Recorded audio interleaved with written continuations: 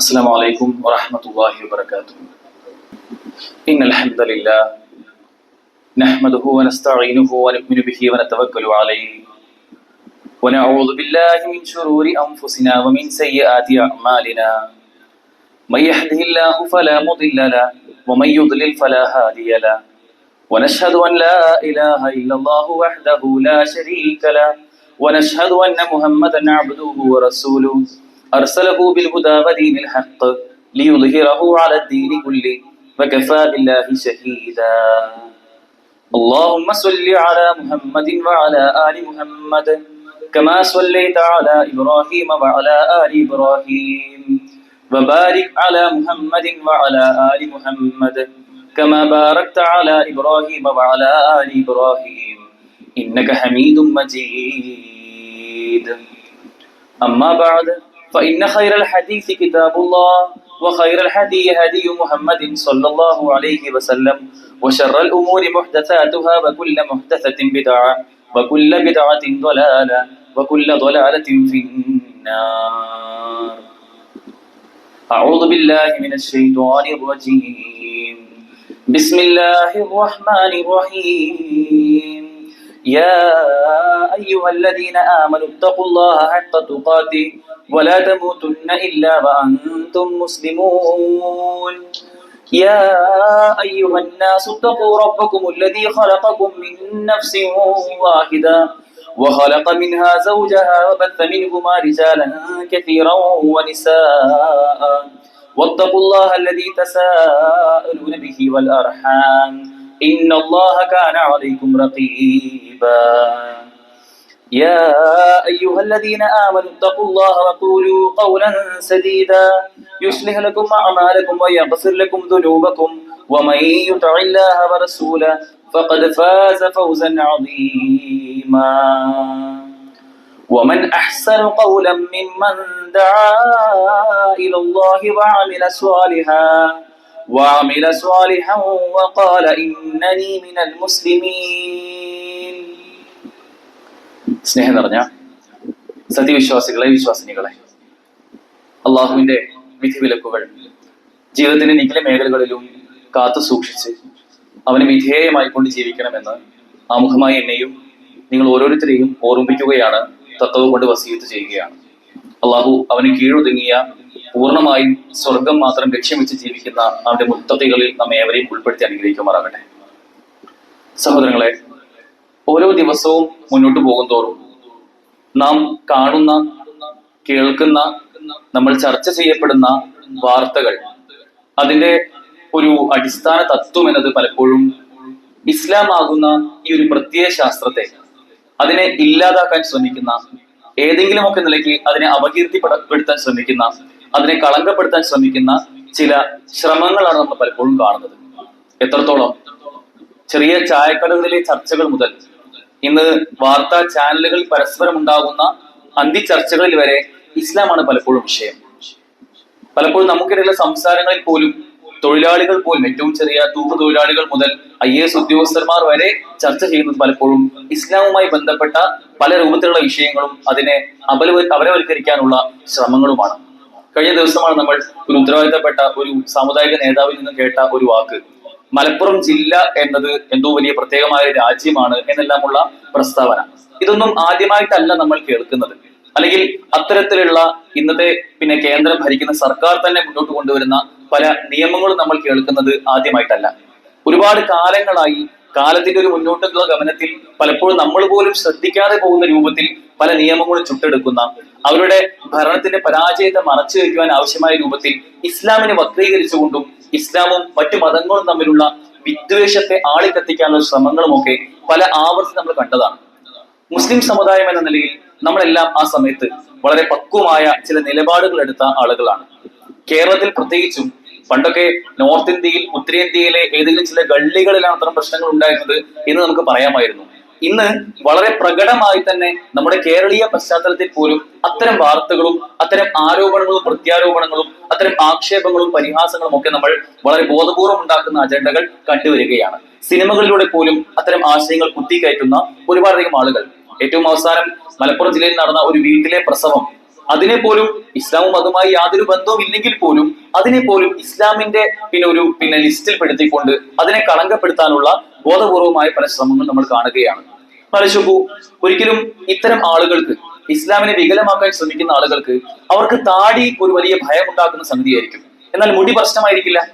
പർദ്ദ അവർക്ക് ഭയങ്കരമായി പേടിപ്പെടുത്തുന്ന സംഭവമായിരിക്കും. പക്ഷെ ഒരു ഷാള് പ്രശ്നമായിരിക്കില്ല. ഇങ്ങനെ വളരെ പ്രകടമായ ഇരട്ടത്താപ്പുകൾ അത്തരം ആളുകളിൽ നമുക്ക് കാണാൻ സാധിക്കും.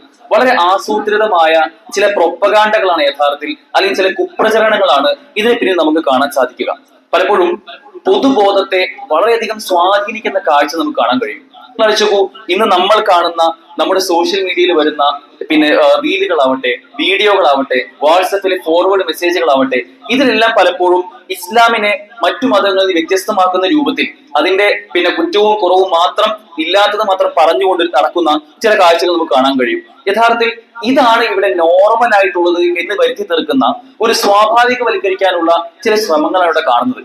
ആലോചിച്ചു, താടിയാവട്ടെ, മുടിയാവട്ടെ, അല്ലെങ്കിൽ ഇസ്ലാമികമായ എന്തെങ്കിലും ഷിയാറുകളാവട്ടെ, അതെല്ലാം ഇന്ന് മുസ്ലിം അല്ലാത്ത മറ്റൊരു വ്യക്തി അങ്ങനെ എന്തെങ്കിലുമൊക്കെ ഒരു അടയാളവുമായി നടക്കുകയാണെങ്കിൽ അതാണ് ഇവിടെ നോർമൽ ആയിട്ടുള്ള സംഗതി.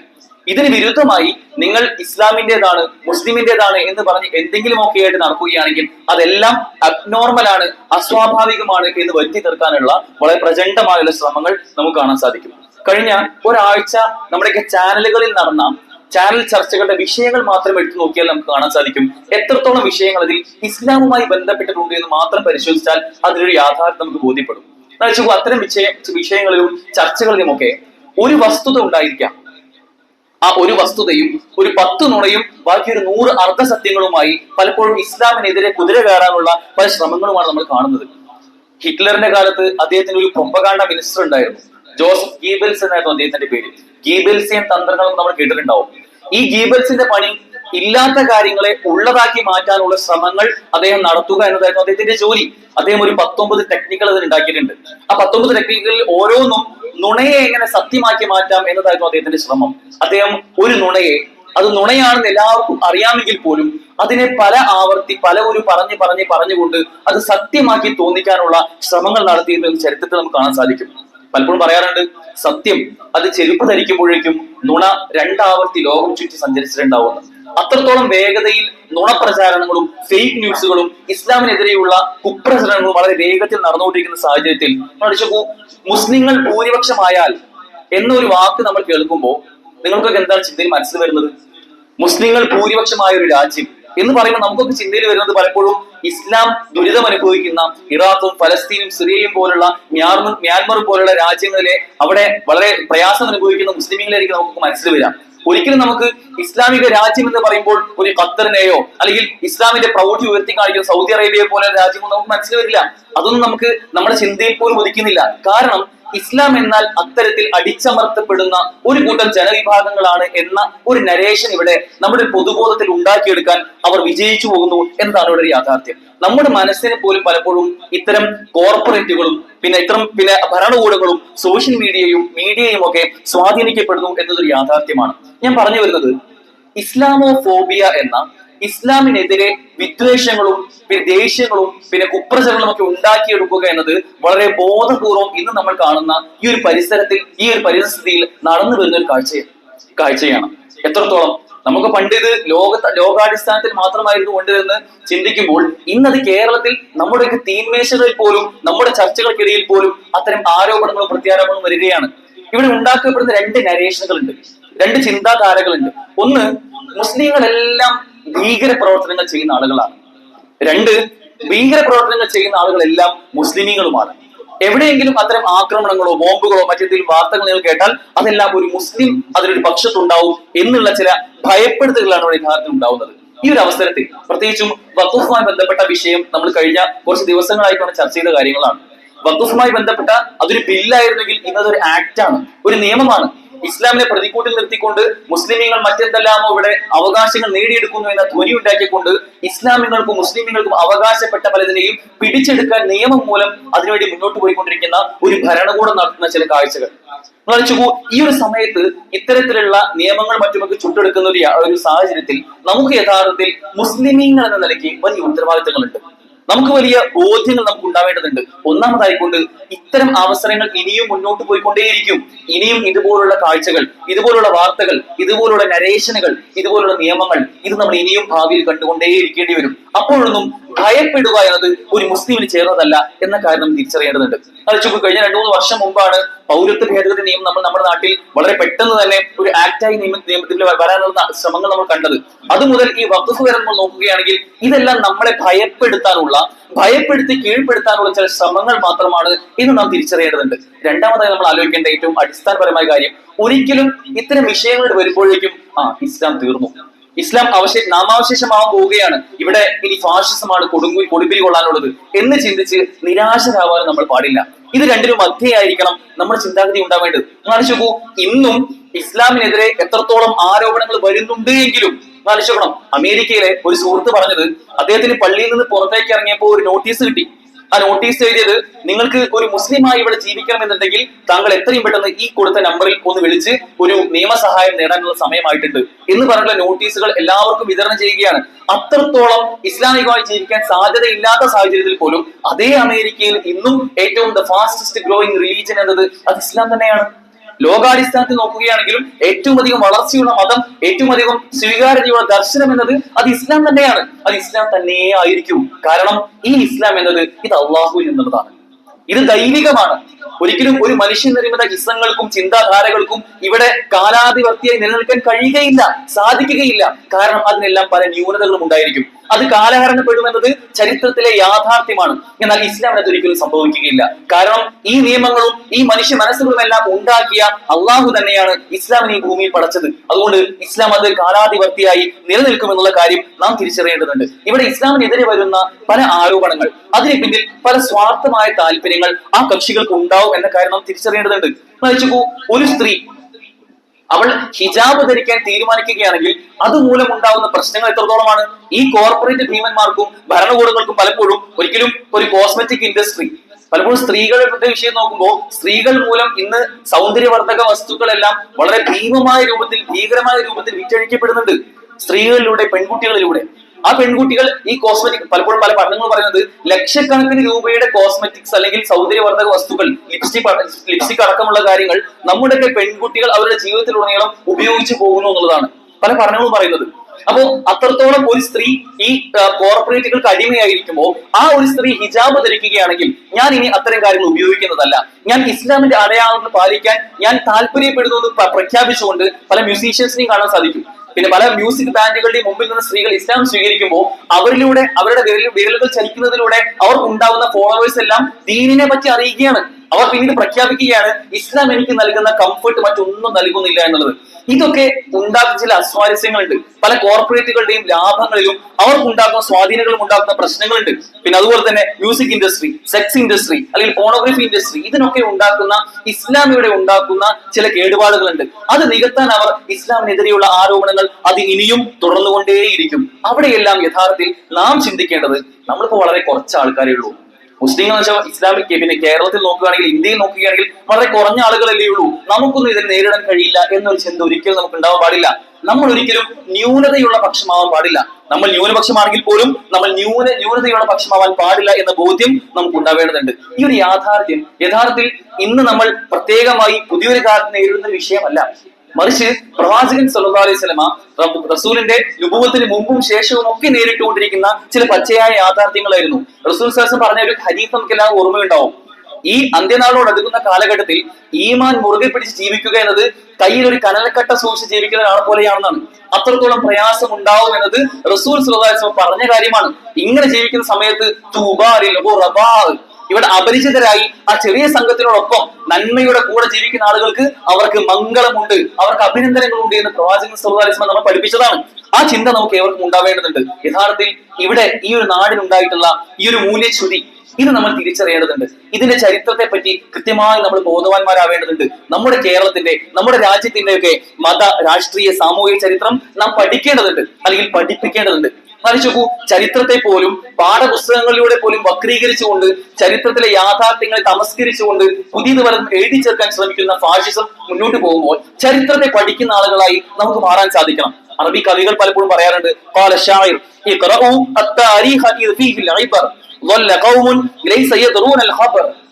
ചരിത്രത്തെ നിങ്ങൾ പഠിക്കണം, നീ ചരിത്രം വായിക്കുക, അതിൽ നിനക്ക് ഗുണപാഠങ്ങളുണ്ട്. ചരിത്രം അറിയാത്തവരാണ് വഴിതെറ്റിപ്പോയിട്ടുള്ളത് എന്ന് അറബി കവികൾ പാടിയിട്ടുണ്ട്. അത്രത്തോളം ചരിത്രത്തോട് നമുക്ക് ഒരു പ്രതിബദ്ധത ഉണ്ടാവേണ്ടതുണ്ട്. ഇസ്ലാമോഫോബിയ എന്നത് അല്ലെങ്കിൽ മുസ്ലിങ്ങൾക്കെതിരെയുള്ള ഒരു വെറുപ്പുൽപാദനം എന്നത് അതൊരു യാഥാർത്ഥ്യമാണ് എന്ന ബോധ്യം നമുക്ക് ഉണ്ടാവേണ്ടതുണ്ട്. അതിനെ തുരത്താനുള്ള ചില ക്രമീകരണങ്ങളും പ്രബോധന രംഗത്തുള്ള ചില നേട്ടം തിരിച്ചുള്ള ചില ചിന്തകളുമാണ് നമുക്ക് ഏറെ ഒരു അവസരത്തിൽ ഉണ്ടാവേണ്ടത്. ആ ബോധ്യമാണ് യഥാർത്ഥത്തിൽ നമ്മളെ അതിന് നയിക്കുക എന്ന് നാം തിരിച്ചറിയേണ്ടത്. രണ്ടാമത് നമ്മൾ ചിന്തിക്കേണ്ട ഒരു കാര്യം, നമ്മളിലൂടെ യഥാർത്ഥത്തിൽ ഇസ്ലാമിനെ പ്രതിനിധീകരിക്കാൻ അടയാളപ്പെടുത്താൻ നമുക്ക് സാധിക്കേണ്ടതുണ്ട്. നമ്മുടെ വർക്ക് സ്പേസുകളിൽ, നമ്മുടെ വീടുകളിൽ, നമ്മുടെ ചിന്തകളിൽ, നമ്മൾ ബാക്കിയുള്ള സമൂഹവുമായി ഇടപെടുന്ന സമയത്തൊക്കെ അവിടെ യഥാർത്ഥത്തിൽ ഇസ്ലാമിന്റെ വക്താവായിക്കൊണ്ടാണ് ഞാൻ പോകുന്നത് എന്ന ബോധ്യം നമുക്ക് ഉണ്ടാവണം. റമദാൻ മാസത്തിൽ നോമ്പ് നോക്കിക്കൊണ്ട് നമ്മൾ നമ്മുടെ കമ്പനിയിലേക്കോ ജോലിയിലേക്കോ പോയി കഴിഞ്ഞാൽ അവിടെയുള്ള സഹപ്രവർത്തകർ നമ്മളോട് ചോദിക്കും, നോമ്പാണല്ലേ, അപ്പൊ നമ്മൾ എങ്ങനെയാണ് നോമ്പ് നോക്കുന്നതെന്നും ആ നോമ്പിനിടയിൽ നമസ്കരിക്കുന്നതെന്നും നമ്മുടെ ആരാധനകൾ എങ്ങനെയാണ് കൊണ്ടുപോകുന്നതെന്നും നമ്മുടെ ഇസ്ലാമിന്റെ അടയാളങ്ങളെ എങ്ങനെയാണ് നമ്മൾ കാത്തു സൂക്ഷിക്കുന്നതെന്നും അവർ നോക്കിക്കാണുന്നുണ്ട്. അതിലൂടെയാണ് അവർ ഇസ്ലാമിനെ മനസ്സിലാക്കുന്നത്, ഇസ്ലാമിനെ പഠിക്കുന്നത്. അതുകൊണ്ട് നമ്മളെല്ലാവരും ഇസ്ലാമിന്റെ വക്താക്കളാണ് നമ്മുടേതായ സ്പേസിൽ എന്ന കാര്യം നമ്മൾ തിരിച്ചറിയേണ്ടതുണ്ട്. നമ്മുടെ പ്രതികരണങ്ങൾ ആ രൂപത്തിൽ പക്വമായിരിക്കണം. നമ്മുടെ സോഷ്യൽ മീഡിയയിൽ ഇടപെടലുകൾ, നമ്മുടെ നാവിലൂടെയുള്ള സംസാരങ്ങൾ അതെല്ലാം പക്വതയാർന്നതായിരിക്കണം. നമ്മുടെ ഭാഷ ഒരിക്കലും ഇസ്ലാമിനെതിരെയുള്ള ആരോപണങ്ങളെ പോലെ അതേ സമാനമായ ഭാഷയായി മാറരുത്. വമൻ അഹ്സനു ഖൗലൻ മിമ്മൻ ദആ ഇലല്ലാഹ് വഅമില സ്വാലിഹൻ വഖാല ഇന്നനി മിനൽ മുസ്ലിമീൻ. വമൻ അഹ്സനു ഖൗലൻ മിമ്മൻ ദആ ഇലല്ലാഹ്, അതിനേക്കാൾ ഈ പറയുന്നേക്കാൾ നല്ല വാക്ക് പറയുന്നവൻ ആരാണുള്ളത് എന്ന് അല്ലാഹു ചോദിക്കുകയാണ്. ഈ മൂന്ന് കാര്യങ്ങൾ ചെയ്യുന്നതിനേക്കാൾ, ഒന്ന് ദആ ഇലല്ലാഹ്, മൻ ദആ ഇലല്ലാഹ്, ആരാണ് അള്ളാഹുലേക്ക് ക്ഷണിക്കുന്നത് അവനേക്കാൾ നല്ല കാര്യം ചെയ്യുന്നവൻ. രണ്ട്, വഅമില സ്വാലിഹൻ, ആരാണോ നല്ല കാര്യങ്ങൾ സൽക്കർമ്മങ്ങൾ ചെയ്തത് അവനേക്കാൾ നല്ലതായവൻ. മൂന്ന്, വഖാല ഇന്നനി മിനൽ മുസ്ലിമീൻ, തീർച്ചയായും ഞാൻ മുസ്ലിമാണ് എന്ന് അഭിമാനബോധത്തോടെ ഉറക്കെ ഇസ്സത്തോടെ പറയാൻ സാധിക്കുന്ന ആൾ. ഈ മൂന്ന് പേരെക്കാൾ, ഇങ്ങനെയുള്ള ഒരു വ്യക്തിയേക്കാൾ, ഈ മൂന്ന് സ്വഭാവ മൂല്യങ്ങളുള്ള വ്യക്തികളെക്കാൾ നല്ല മനുഷ്യൻ വേറെ ആരാണുള്ളത് എന്ന് ഖുർആൻ ചോദിക്കുകയാണ്. സഹോദരങ്ങളെ, അത്തരത്തിൽ അള്ളാഹുവിലേക്ക് ക്ഷണിക്കുന്ന ആളുകളായിട്ട് നമുക്ക് മാറണം. രണ്ട്, സൽക്കർമ്മങ്ങൾ പ്രവർത്തിക്കുന്ന ആളുകളായിട്ട് നമുക്ക് മാറണം. മൂന്ന്, ആ പ്രവർത്തിക്കുന്ന കാര്യങ്ങൾ അഭിമാന ബോധത്തോടുകൂടി പ്രഖ്യാപിക്കുന്ന, ഇസ്സത്തോടുകൂടി അഭിമാനം തുറന്നു കാണിക്കുന്ന മുസ്ലിങ്ങളായി നമുക്ക് മാറണം. ഇങ്ങനെ സധൈര്യം നമ്മുടെ അസ്തിത്വത്തെ തുറന്നു കാണിക്കാൻ, അതിന് യാതൊരു ലജ്ജയും ഇല്ലാത്ത, താടി വെച്ച് ഞാനൊരു പിന്നെ എന്റെ പ്രൊഫഷനിലേക്ക് പോകുമ്പോൾ ആ താടിയെ കളിയാക്കുന്ന ഒരുപാട് ആളുകളുടെ കൂട്ടത്തിലുണ്ടാവും. ഈ ഒരു പുതിയ കാലത്തും താടിയൊക്കെ വെച്ച് നടക്കുക എന്നൊക്കെ ചോദിക്കുന്ന ആളുകളുണ്ടാവും. മുസ്ലിമീങ്ങളായ ഒരു പുരുഷന് തന്റെ നെരിയാണിക്ക് താഴെ പാന്റ് ഇറങ്ങാൻ പാടില്ല എന്ന കൽപ്പന നമുക്കുണ്ട്. അങ്ങനെ ഇറങ്ങാതെ നമ്മുടെ ജോലി സ്ഥലത്തേക്ക് പോകുമ്പോൾ ഇപ്പോഴും വെള്ളപ്പൊക്കമുള്ള നാടുന്നാണോ നീ വരുന്നത് എന്നൊക്കെ ചോദിച്ചിട്ടുള്ള കുത്തുവാക്കുകളും പരിഹാസങ്ങളും നമ്മളെ തേടി വരും. പർദ്ദ അണിഞ്ഞുകൊണ്ട് നമ്മൾ വീട്ടിൽ നിന്ന് പുറത്തേക്ക് ഇറങ്ങുമ്പോൾ ഇപ്പോഴും ചാക്കിനുള്ളിൽ തറച്ചപ്പെട്ട സ്ത്രീയാണല്ലേ എന്നൊക്കെ പറഞ്ഞുള്ള പരിഹാസങ്ങൾ നമ്മളെ തേടി തേടി തേടി വരും. അപ്പോഴൊക്കെ അതിലൊരു ലജ്ജ കാണിക്കാതെ, അതിൽ പേടിക്കാതെ, അതിൽ ഭീരുത്വം കാണിക്കാതെ, അതിൽ യാതൊരു നാണക്കേടും ഇല്ലാതെ ഞാൻ എന്റെ ഇസ്ലാമിന്റെ, എന്റെ റബ്ബിന്റെ കൽപ്പനയാണ് പാലിക്കുന്നത്, ഞാൻ അള്ളാഹുവിന്റെ അടിമയാണ് എന്ന് ഉറക്കെ പറയാൻ നമുക്കൊക്കെ സാധിക്കേണ്ടതുണ്ട്. നമ്മൾ കേവലം മുസ്ലിം നാമധാരികളായാൽ പോരാ, നമുക്ക് അത്തരമുള്ള ചിന്തകൾ, അഭിമാന ബോധം നമുക്ക് ഉണ്ടാവേണ്ടതുണ്ട്. മൂന്നാമതായി ശ്രദ്ധിക്കേണ്ടത്, ഇത്തരം ആരോപണങ്ങൾ വരുമ്പോൾ ഇസ്ലാമിനെതിരെയുള്ള പല നിയമങ്ങളാവട്ടെ, ആരോപണങ്ങളാവട്ടെ, ഫേക്ക് ന്യൂസുകളാവട്ടെ, ഇതൊക്കെ വരുമ്പോൾ അതിനെതിരെയുള്ള നമ്മുടെ പ്രതികരണത്തിന്റെ രീതിശാസ്ത്രവും നാം ചിന്തിച്ചു നോക്കേണ്ടതുണ്ട്. ഒരിക്കലും ഒരു മുസ്ലിമിന് വികാരമല്ല മുന്നിൽ നിൽക്കേണ്ടത്, വിവേകമാണ്. എന്തുണ്ടെങ്കിലും ചിന്തിച്ചുകൊണ്ടായിരിക്കും നമ്മൾ പ്രവർത്തിക്കേണ്ടത്. ഒരു ബുദ്ധിമാന്റെ നാവ് പിന്നിലും ബുദ്ധിയായിരിക്കും മുമ്പിൽ ഉണ്ടാവുക, അതിനുശേഷമായിരിക്കും നാവ് ഉണ്ടാവുക എന്ന് പലപ്പോഴും പറയാറുണ്ട്. അത്തരത്തിൽ അശ്അജ് ഇബ്നു അബ്ദുൽ ഖൈസ് റളിയല്ലാഹു അൻഹു അദ്ദേഹത്തോട് റസൂൽ സ്വല്ലല്ലാഹു അലൈഹി വസല്ലം ഒരിക്കൽ പറയുന്നുണ്ട്, ഒരു ഹദീസിൽ കാണാൻ സാധിക്കും, അദ്ദേഹത്തിന്റെ സ്വഭാവ മൂല്യത്തെ പറ്റി റസൂൽ പറയാണ്, ഇന്ന ഫീക ഖസ്റതൈൻ യുഹിബ്ബുഹും അല്ലാഹ്, നിന്നിൽ രണ്ട് സ്വഭാവ മൂല്യങ്ങളുണ്ട്, രണ്ട് സ്വഭാവങ്ങൾ, രണ്ട് പെരുമാറ്റങ്ങൾ നിന്നിൽ ഞാൻ കണ്ടിട്ടുണ്ട്, അത് അള്ളാഹുവിന് ഏറ്റവും ഇഷ്ടമുള്ള രണ്ട് കാര്യങ്ങളാണ്. ഇന്ന് റസൂൽ രണ്ട് കാര്യങ്ങൾ പറഞ്ഞു കൊടുക്കുന്നുണ്ട്. അൽ ഹിൽമു വൽ അനാത്ത്. അൽ ഹിൽമ് ഒന്ന് വിവേകമാണ്, വൽ അനാത്ത് രണ്ട് അവധാനതയാണ്. വിവേകവും അവധാനതയും നിന്നിലുള്ള അള്ളാഹുവിന് ഇഷ്ടമുള്ള രണ്ട് സ്വഭാവ മൂല്യങ്ങളാണ് എന്ന് റസൂൽ പറഞ്ഞു കൊടുക്കുന്നുണ്ട്. അതുകൊണ്ട് ഒരിക്കലും ഒരു വാവിട്ട വാക്ക് അതുണ്ടാക്കുന്ന ഒരു മുറിവ് ഒരു മുസ്ലിമിൽ നിന്ന് ഉണ്ടാവാൻ പാടില്ല.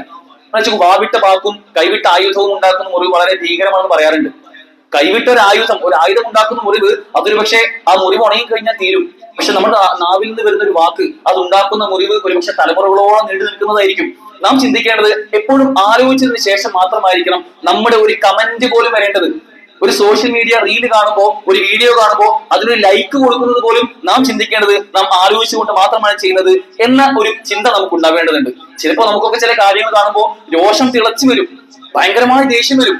റസൂൽ സല്ലല്ലാഹു അലൈഹി വസല്ലം പറഞ്ഞിട്ടില്ല, നീ ഒരിക്കലും കോപിക്കരുത്, ദേഷ്യപ്പെടരുത്. കാരണം നിന്റെ പ്രതികരണത്തിലൂടെ ഇസ്ലാമിനെ വായിക്കുന്ന ഒരുപാട് ആളുകൾ നിനക്ക് ചുറ്റുമുണ്ട് എന്ന ബോധ്യം നിനക്ക് ഉണ്ടാവേണ്ടതുണ്ട്. ഒരിക്കൽ റസൂൽ സല്ലല്ലാഹു അലൈഹി വസല്ലം ഒരു മരച്ചുവട്ടിൽ വിശ്രമിക്കുകയായിരുന്നു. നിരായുധനായ റസൂൽ തന്റെ വാള് ഊരിപ്പിച്ച ആ വാള് നേരെ മരത്തിൽ കൊളുത്തിയിട്ടുകൊണ്ട് അവിടെ വിശ്രമിക്കുകയായിരുന്നു. കൂടെ സ്വഹാബിമാർ ആരുമില്ല. ആ സമയത്ത് ഒരു ശത്രു ഒറ്റയ്ക്ക് റസൂലിന്റെ അടുക്കിലേക്ക് വരുന്നുണ്ട്. എന്നിട്ട് ആ വാളെടുത്ത് റസൂലിനെ നേരെ നീട്ടിക്കൊണ്ട് പറഞ്ഞു, റസൂലെ, താങ്കളെ ഞാൻ വധിക്കാൻ പോവുകയാണ്. ഇപ്പോൾ താങ്കൾക്ക് ആരാണ് സഹായത്തിനുള്ളത്? റസൂൽ സല്ലല്ലാഹു അലൈഹി വസല്ലം വളരെ നിസ്സങ്കോചം, യാതൊരു ഭയവും ഇല്ലാതെ അവനോട് തിരിച്ചു പറയുന്നുണ്ട്, അള്ളാഹു, എന്റെ കൂടെ അള്ളാഹു ഉണ്ട് എന്ന് പറയുന്നുണ്ട്. ഇതേത് കേട്ടതോടുകൂടി ആ കയ്യിൽ നിന്ന് ആ വാൾ ഊരി താഴെ വീഴുകയാണ്. എന്നിട്ട് ആ വാൾ റസൂൽ എടുത്ത് അവന്റെ നേരെ നീട്ടി ചോദിക്കുന്നുണ്ട്, ഇപ്പോൾ നിന്നെ രക്ഷിക്കാൻ ആരാണുള്ളത്? ചോദിച്ചപ്പോൾ ആ വ്യക്തി പേടിച്ചരണ്ടോട് പറഞ്ഞു, റസൂലെ, താങ്കൾ ക്ഷമ കാണിക്കുന്നതിൽ ഏറ്റവും നല്ലവനാണെന്ന് പ്രതീക്ഷ മാത്രമാണ് എനിക്കുള്ളത് എന്ന് പറയുന്നുണ്ട്. റസൂൽ അവനെ വെറുതെ വിടുകയാണ്. നോക്കൂ, ഇത്തരത്തിൽ വിട്ടുവീഴ്ചയുടെ, കോപം എന്ന ഒരു വികാരമേ ഇല്ലാത്ത ഒരു പ്രകൃതം നമുക്ക് റസൂൽ സല്ലല്ലാഹു അലൈഹി വസല്ലം കാണാൻ കഴിയും. ഒരു അറാബി ഒരിക്കൽ പള്ളിയിലേക്ക് വന്ന്, ഒരു കാട്ടറബി എന്ന് പറയാം, അദ്ദേഹം പള്ളിയിലേക്ക് വന്ന് പള്ളിയിൽ മൂത്രമൊഴിക്കുകയാണ്. റസൂൽ സഹാബത്തോട് നിൽക്കുന്ന സമയത്ത് അദ്ദേഹം പള്ളിയിൽ വന്ന് മൂത്രമൊഴിക്കുന്നത് ഒരു പ്രശ്നം ഉണ്ടാക്കുക എന്നൊരു ലക്ഷ്യം മാത്രമേ അദ്ദേഹത്തിന് ഉണ്ടായിരുന്നുള്ളൂ. പക്ഷെ ആ സമയത്ത് റസൂൽ ചെയ്ത കാര്യം എന്താ? സ്വഹാബിമാരൊക്കെ വളരെ ദേഷ്യം വന്ന് അദ്ദേഹത്തെ തടസ്സപ്പെടുത്താൻ വേണ്ടി ഓടിപ്പോവാണ്. റസൂൽ അത് വിലക്കി. എന്നിട്ട് അവരോട് പറഞ്ഞ കാര്യം, ഒരു പാട്ടയിൽ കുറച്ച് വെള്ളം എടുത്തുകൊണ്ട് വരിക, എന്നിട്ട് ആ വെള്ളം ഒഴിച്ച് അത് വൃത്തിയാക്കുക. നിശ്ചയമായിട്ടും നിങ്ങളെയെല്ലാം അനായാസകരമാക്കാനാണ് ഇവിടെ നിയോഗിതരായിട്ടുള്ളത്, അല്ലാതെ പ്രയാസമുള്ളവരാക്കാനല്ല. നാട്ടുകാർക്കെല്ലാം, ഈ സമൂഹത്തിന് ഇവിടെ പ്രയാസമില്ലാതെ ജീവിക്കാനാണ് നിങ്ങൾ നിയോഗിതരായിട്ടുള്ളത്, അല്ലാതെ എല്ലാവർക്കും ബുദ്ധിമുട്ടുണ്ടാക്കാനല്ല എന്ന് പറഞ്ഞ് മറ്റൊരു മാതൃക അവിടെ കാണിച്ചു കൊടുക്കുകയായിരുന്നു. നോക്കൂ, മക്ക വിജയ ദിവസം ഇസ്ലാം വിജയശ്രീലാളിതമായി മുന്നോട്ട് പോവാണ്. ആ സമയത്ത് മക്ക വിജയത്തിന്റെ സമയത്ത് റസൂൽ സല്ലല്ലാഹു അലൈഹി വസല്ലം അടുക്കിലേക്ക് റസൂലിനെ അത്രകാലം ക്രൂരമായി പീഡിപ്പിച്ച ഖുറൈശികളെല്ലാം അങ്ങനെ റസൂലിന്റെ കാൽക്കീഴിലേക്ക് വരികയാണ്. ഇസ്ലാം വിജയത്തിൽ നിൽക്കുന്ന സമയം, എന്തും അവരെ ചെയ്യാൻ കഴിയുന്ന ഒരു സാഹചര്യം. ആ സമയത്ത് സ്വഹാബിമാരിൽ ചില ആളുകളൊക്കെ പറഞ്ഞിരുന്നു, ഇന്ന് യൗമുൽ മൽഹമ, ഇന്ന് രക്തചിന്തലിന്റെ ദിവസമാണ്, ഇന്ന് ഞങ്ങൾക്കെല്ലാം മുമ്പ് അനുഭവിച്ച പ്രയാസങ്ങൾക്കുള്ള പ്രതികാരം കിട്ടുന്ന പ്രതികാരത്തിന്റെ ദിവസമാണ് എന്ന് ചിലരൊക്കെ പറയുകയുണ്ടായി. റസൂൽ അവർ തിരിച്ച് പറയുന്നുണ്ട്, സാദ് പറഞ്ഞത് ശരിയല്ല, ആ പറഞ്ഞത് പൂർണ്ണമായും തെറ്റാണ്. ഇന്ന് യൗമുൽ മർഹമ, ഇന്ന് കാരുണ്യത്തിന്റെ ദിവസമാണ് എന്ന് പറഞ്ഞ് അവർക്കെല്ലാം വിട്ടുവീഴ്ച ചെയ്തു കൊടുക്കുന്ന ഒരു പ്രകൃതമാണ് റസൂലിൽ കണ്ടത്. എന്നുവെച്ചപ്പോ അങ്ങനെ വിട്ടുവീഴ്ച ചെയ്ത് കൊടുത്തത് കൊണ്ട് തന്നെ ഒരുപാട് ആളുകൾ ഇസ്ലാമിലേക്ക് കടന്നു വരുന്ന കാഴ്ച കണ്ടു. ഇങ്ങനെ ഇസ്ലാമിനെ വളരെ ബോധപൂർവ്വം പ്രഖ്യാപിക്കാൻ നമുക്ക് സാധിക്കേണ്ടതുണ്ട്. സഹോദരങ്ങളെ, ഇസ്ലാമിന്റെ സൗന്ദര്യത്തെ നമുക്ക് മാലോകർക്ക് മുമ്പിൽ വരച്ചു കാണിക്കാൻ, തുറന്ന് കാണിച്ചു കൊടുക്കാൻ നമ്മുടെ ജീവിതം കൊണ്ട് സാധിക്കേണ്ടതുണ്ട്.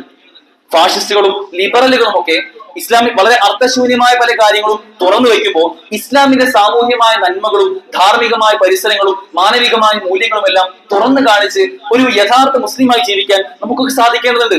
എന്തെല്ലാം പ്രശ്നങ്ങൾ ഇവിടെ മുന്നോട്ട് വയ്ക്കുമ്പോഴും ലഹരി ഒരു വലിയ വിഷയമാണ്. ഇപ്പോൾ നമ്മൾ ചർച്ച ചെയ്തുകൊണ്ടിരിക്കുകയാണ്. പുതിയ മദ്യനയം, അതിന്റെ പ്രശ്നങ്ങൾ, അതിനുണ്ടാകുന്ന നേട്ടങ്ങൾ, അതിനുണ്ടാകുന്ന കോട്ടങ്ങൾ, സമൂഹത്തിലുണ്ടാകുന്ന വിപത്തുകൾ, ലഹരി മൂലം ഉണ്ടാകുന്ന ആക്രമണങ്ങളും കൊലപാതകങ്ങളും ഒക്കെ നമ്മൾ ചർച്ച ചെയ്യുകയാണ്. യഥാർത്ഥത്തിൽ ലഹരി വിഷയമോടെ ചർച്ചയാകുമ്പോൾ നാം എന്ന മുസ്ലിം മുന്നോട്ട് വരേണ്ടത് എങ്ങനെയാണ്? ഒരിക്കലും ഇസ്ലാം അത് അനുവദിക്കുന്നില്ല എന്ന് നമുക്കറിയാം. ഞാൻ അതിലേക്കില്ല. മാത്രമല്ല, ഞാൻ അതിനെതിരെ ശബ്ദിക്കുന്ന വ്യക്തിയായിരിക്കും. എന്തുകൊണ്ട് ഇസ്ലാം അതിനെ എതിർത്തു? എന്തൊക്കെയാണ് റസൂലിന്റെ കൽപ്പനകൾ? അത് റസൂലിന്റെ കൽപ്പന മാത്രമല്ല, അത് അള്ളാഹുവിന്റെ കൽപ്പനയാണ് തിരിച്ചറിഞ്ഞുകൊണ്ട് അത് മാലോകർക്ക് മുമ്പിൽ തുറന്നു കാണിക്കാൻ നമുക്ക് സാധിക്കേണ്ടതുണ്ട്. ഇനി പലിശ പോലെ സാമ്പത്തികമായ വിഷയങ്ങൾ വരട്ടെ, അത് സാമൂഹികമായി കുറെ പ്രശ്നങ്ങൾ ഉണ്ടാക്കുമ്പോൾ നമ്മൾ ചിന്തിക്കേണ്ടത് ആ പ്രശ്നങ്ങൾക്ക് യഥാർത്ഥ പരിഹാരം എന്താണ്? അത് ഇസ്ലാം തന്നെയാണ്. ഇസ്ലാം മുന്നോട്ട് വയ്ക്കുന്ന ആ വിഷയത്തിലെ ദർശനം അത് തന്നെയാണ് ഇവർക്കെല്ലാം സ്വീകരിക്കാനുള്ള യഥാർത്ഥമായ ആശയം. അതിന് തുറന്നു കാണിക്കാൻ നമുക്ക് സാധിക്കേണ്ടതുണ്ട്.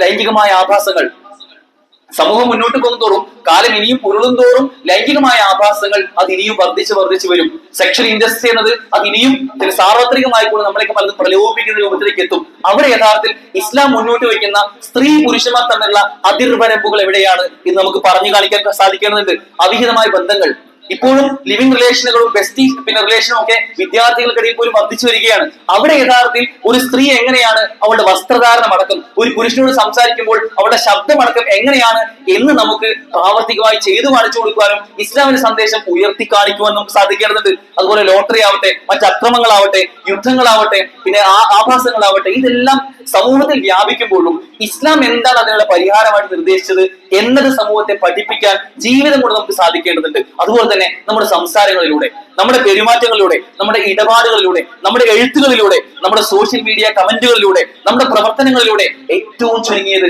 നമ്മുടെ മൗനങ്ങളിലൂടെ പോലും നമുക്ക് ഇസ്ലാമിനെ വരച്ചു കാണിക്കാൻ സാധിക്കും. അങ്ങനെ യഥാർത്ഥത്തിൽ ഇസ്ലാമിന്റെ ആളുകളായി, വക്താക്കളായി മുന്നോട്ട് പോകാൻ നമുക്ക് സാധിക്കേണ്ടതുണ്ട്. പരിശുദ്ധ ഖുർആനിൽ കാണാൻ സാധിക്കും, യുരീദൂന ലിയുത്ഫിഉ നൂറല്ലാഹി ബിഅഫ്വാഹിഹിം വല്ലാഹു മുതിമ്മു നൂരിഹി വലൗ കരിഹൽ കാഫിരീൻ.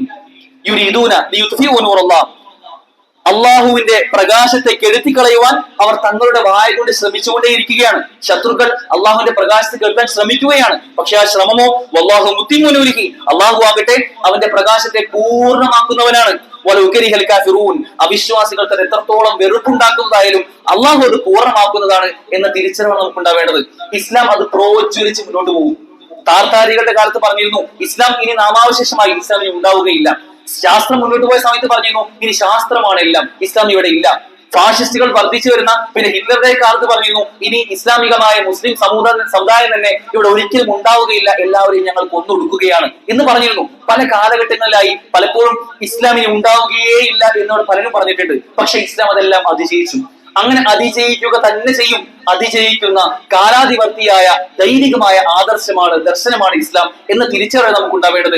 ആ ദർശനത്തോടൊപ്പം ചേർന്ന് നിൽക്കാൻ, അതിന്റെ പിന്നെ പ്രചാരണത്തിനും പ്രബോധനത്തിനും അതിന്റെ ഭാഗമാവാൻ നമുക്കൊക്കെ സാധിക്കേണ്ടതുണ്ട്. അള്ളാഹു തൗഫീഖ് നമുക്ക് ഏവർക്കും നൽകി അനുഗ്രഹിക്കുമാറാകട്ടെ.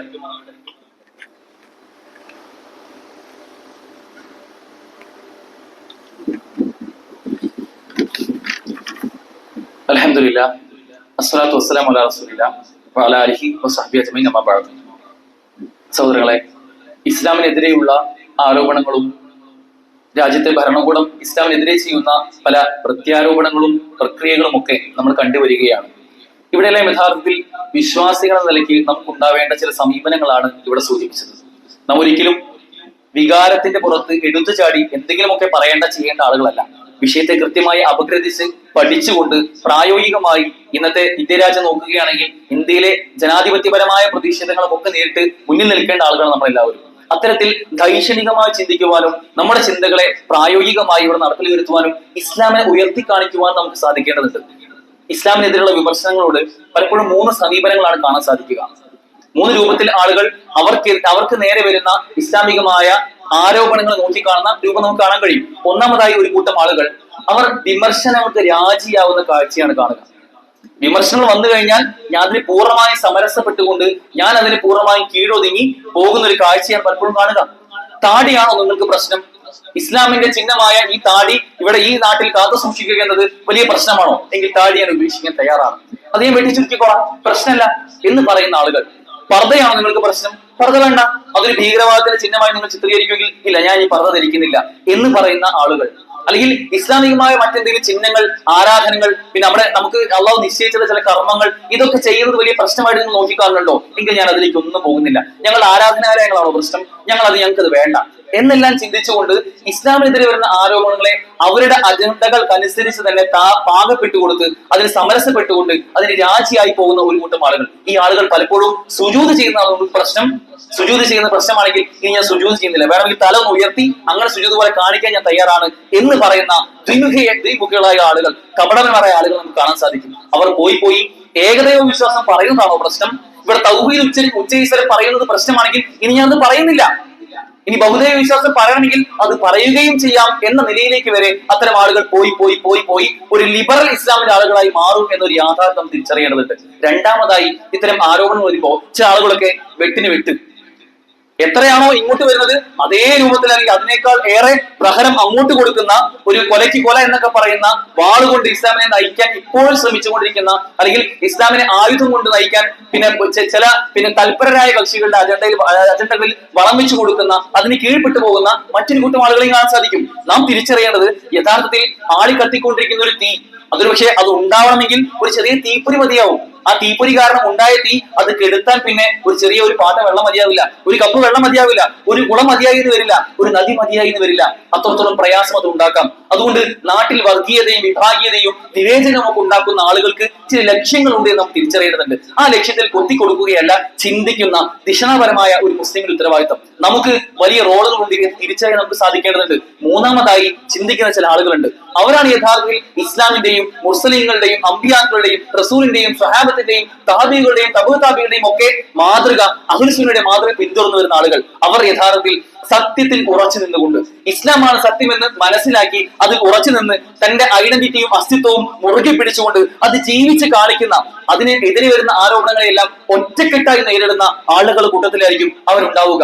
യഥാർത്ഥത്തിൽ മതം എന്നത്, ഇസ്ലാം എന്ന ഈ മതം തീരുമാനിക്കേണ്ടത് ഒരു പൊതുബോധമല്ല, മറിച്ച് മതബോധമാണ് എന്ന ധാരണയാണ് നമുക്ക് ഉണ്ടാവേണ്ടത്. സഹോദരങ്ങളെ, ഇസ്ലാം വളരെ വേഗത്തിൽ മുന്നോട്ട് പോയിക്കൊണ്ടിരിക്കുകയാണ്. ഇസ്ലാം അതിന്റെ വളർച്ച ഇനിയും വളരെ ത്വരിതപ്പെട്ടുകൊണ്ട് മുന്നോട്ട് പോകും. നമ്മളെല്ലാം ആ വളർച്ചയുടെ കൂടെ നമ്മൾ എവിടെയാണുള്ളത് എന്ന ചോദ്യം മാത്രമാണ് നമ്മൾ ചിന്തിച്ചു നോക്കേണ്ടത്.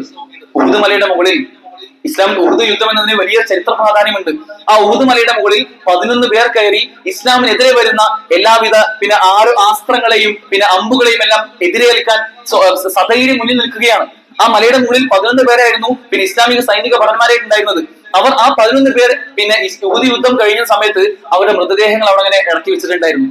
ആ 11 പേരും അവിടെ ഷഹീദായി ശുഹദാക്കളായി മാറുകയാണ്. ആ 11 പേർക്ക് നേരെയും അവരുടെ മുഖം മുതൽ അവരുടെ കാല് വരെയുള്ള ഓരോരോ ഭാഗത്തും ഒരുപാട് അസ്ത്രങ്ങൾ തറച്ച കാഴ്ച കാണുന്നുണ്ടായിരുന്നു. അതിൽ ഒരുപാട് ആളുകൾ അവരാരൊക്കെയാണ് തിരിച്ചറിയുന്ന, ആ 11 ആളുകൾ ആരൊക്കെയാണ് തിരിച്ചറിയാൻ പോലും അവർക്ക് കഴിഞ്ഞിരുന്നില്ല എന്നുള്ളതാണ്. സഹോദരങ്ങളെ, അത്തരത്തിൽ റസൂലിന് നേരെ വരുന്ന ഒരു അസ്ത്രത്തെയും ഞങ്ങൾ വരാൻ അനുവദിക്കുകയില്ല എന്ന് ഉറച്ചു പറയുന്ന അവർക്ക് കഴിഞ്ഞിരുന്നു. അതുപോലുള്ള ഒരുപാട് അസ്ത്രങ്ങൾ, ഒരുപാട് അമ്പുകൾ അത് ഇനിയും വന്നുകൊണ്ടേയിരിക്കും. ആ വരുന്ന കാലത്ത് അത് ഇനിയും കാലം മുന്നോട്ട് പോകുമ്പോൾ ഇനിയും ഒരുപാട് നമ്മൾ കാണേണ്ടി വരും. അവിടെ യഥാർത്ഥത്തിൽ നമ്മൾ എവിടെയാണുള്ളത്? നമുക്ക് നമ്മുടെ ജീവിതം കൊണ്ട് യഥാർത്ഥ മുസ്ലിം ആയിക്കൊണ്ട് 5 വക്ത് നമസ്കരിക്കുന്ന, ഇസ്ലാമിക ചിഹ്നങ്ങളെ അഭിമാന ബോധത്തോടുകൂടി എടുത്തു കാണിക്കാൻ സാധിക്കുന്ന, ഇസ്ലാമിന്റെ ആരാധനകളെ മുറുകെ പിടിക്കുന്ന, അള്ളാഹുവിന്റെ കൽപ്പനയാണോ റസൂലിന്റെ കൽപ്പനയാണോ ഞാൻ അതിനോടൊപ്പമാണ്. അതിന് വിഘാതമായി എന്ത് തന്നെ ഇവിടെ ഉണ്ടെങ്കിലും അതൊന്നും എന്നെ ബാധിക്കുന്ന വിഷയമല്ല എന്ന് ഉച്ചയിസരം പറയാൻ കഴിയുന്ന രൂപത്തിലേക്ക് നമുക്കൊക്കെ മാറാൻ സാധിക്കേണ്ടതുണ്ട്. അത്തരത്തിലൊരു പിന്നെ യഥാർത്ഥ മുസ്ലിം ആയിക്കൊണ്ട് ഇസ്ലാമിനെ അഭിമാന ബോധത്തോട് നോക്കിക്കാണുന്ന മുസ്ലിമീങ്ങളായി മാറാൻ നമുക്കൊക്കെ സാധിക്കേണ്ടതുണ്ട്. അതിനുള്ള തൗഫീഖ് അല്ലാഹു നമുക്ക് ഏവർക്കും നൽകി അനുഗ്രഹിക്കുമാറാകട്ടെ. ഇവിടെ ഫാഷിസത്തിന്റെ ശക്തികൾ അവർ ഇനിയും മുന്നോട്ട് പോയി എന്തെല്ലാം നിയമങ്ങൾ ഉണ്ടാക്കിയെടുത്താലും, എത്ര തന്നെ ഇസ്ലാമിന്റെ ആരോപണങ്ങൾ കൊണ്ടുവന്നാലും അതിനെല്ലാം ഇല്ലാതാക്കാൻ അള്ളാഹുവിന് സാധിക്കും. ആ ചിന്തയോടുകൂടി അള്ളാഹു അവരിൽ നിന്നെല്ലാം സംരക്ഷണം നമുക്ക് നൽകുമാറാകട്ടെ. നിർഭയത്വത്തോടുകൂടി ജീവിക്കാനുള്ള തൗഫീഖ് അള്ളാഹു നമുക്ക് ഏവർക്കും നൽകി അനുഗ്രഹിക്കുമാറാകട്ടെ. നമ്മൾ സംഭവിച്ചു പോയിട്ടുള്ള തെറ്റുകുറ്റങ്ങൾ അള്ളാഹു പുറത്ത് മാപ്പാക്കി തരുമാറാകട്ടെ. നമ്മൾ മരണപ്പെട്ടു പോയ നമ്മുടെ മുൻഗാമികൾ, നമ്മുടെ ഉമ്മമാർ ഉപ്പമാർ, അവർക്കെല്ലാം അള്ളാഹു പുറത്ത് മാപ്പാക്കി തരുമാറാകട്ടെ. നമ്മൾ ഇപ്പോഴും രോഗവും കഷ്ടപ്പാടുകളും പ്രയാസങ്ങളും സാമ്പത്തികമായ ബുദ്ധിമുട്ടുകളും കടവും ഒക്കെ ബാധിച്ച് പ്രയാസപ്പെടുന്ന ആളുകളുണ്ട്. അള്ളാഹുവിന്റെ പ്രയാസങ്ങളെല്ലാം ദൂരീകരിച്ചു കൊടുക്കുമാറാകട്ടെ. നമ്മൾ ഇപ്പോഴും മാരകമായ അസുഖങ്ങൾ ബാധിച്ചിട്ടുള്ള ഒരുപാട് ആളുകൾ, അള്ളാഹു നമ്മയും അവരെയും എല്ലാം അവന്റെ എല്ലാ അസുഖങ്ങളിലും പരീക്ഷണങ്ങളും ഒക്കെ കാത്ത് സംരക്ഷിക്കുമാറാകട്ടെ. ഒരു അവധിക്കാലത്താണ് നമ്മളുള്ളത്. നമ്മുടെ മക്കൾ, നമ്മുടെ കുടുംബം ഇതെല്ലാം ഭയങ്കര ആശങ്കയോടെ നോക്കിക്കാണുകയാണ്. നമ്മുടെ മക്കളിലും കുടുംബത്തിലും എല്ലാം കൺകുളിരും അള്ളാഹു പ്രദാനം ചെയ്യുമാറാകട്ടെ. ലോകത്തിന്റെ വിവിധ ഭാഗങ്ങളിൽ പ്രയാസം അനുഭവിക്കുന്ന ഒരുപാടധികം ആളുകളുണ്ട്. അവർക്കെല്ലാം അള്ളാഹു നിർഭയത്വവും സ്വാതന്ത്ര്യവും നൽകി അനുഗ്രഹിക്കുമാറാകട്ടെ. اللهم اغفر للمؤمنين والمؤمنات والمسلمين والمسلمات والأحياء منهم والأموات. اللهم أعز الإسلام والمسلمين وأذل الشرك والمشركين. اللهم انصر إخواننا المجاهدين في فلسطين. اللهم انصر إخواننا المجاهدين في فلسطين. اللهم انصر إخواننا المجاهدين في كل مكان. اللهم اجرنا من النار. اللهم اجرنا من النار. اللهم اجرنا من النار. ربنا آتنا في الدنيا حسنة وفي الآخرة حسنة وقنا عذاب النار. ربنا تقبل منا إنك أنت السميع العليم وتب علينا إنك أنت التواب الرحيم واغفر لنا يا غافر المذنبين والحمد لله رب العالمين.